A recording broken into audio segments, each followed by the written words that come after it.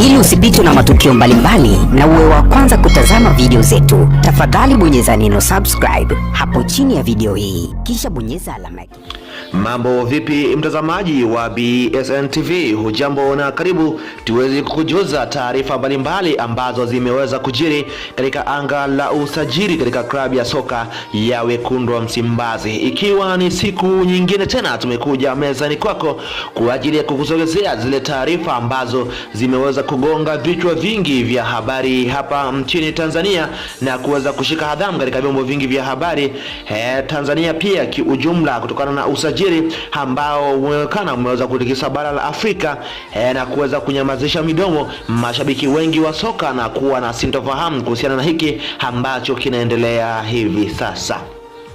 huku wengi wakitamaki kumwona Marcelo Allende akiwa ni miongoni mwa wachezaji ambao wanahusishwa kujiunga na klabu ya soka ya Wekundu wa Msimbazi, huku wengi wakijiuliza ni mchezaji wa bei ghali kweli kweli ya thamani ya bilioni 6 za Kitanzania,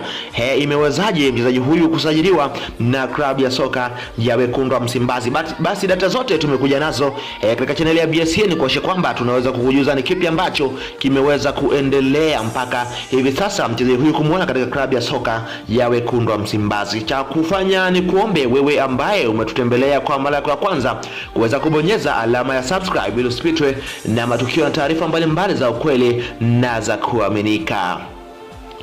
Bwana, mchezaji huyu ametolewa kwa mkopo kutoka katika klabu ya soka ya Mamelodi Sundowns kuja kutumikia klabu ya soka ya Wekundu wa Msimbazi kama ilivyokuwa hapo awali kwa Deo Kanda pamoja na Jean Otos Baleki, miongoni mwa wachezaji waliotolewa kwa mkopo kuja kutumikia klabu ya soka ya Wekundu wa Msimbazi. Hivyo hivyo kwa Marcelo Allende ametolewa kwa mkopo kutoka Mamelodi kuja klabu ya soka ya Wekundu wa Msimbazi.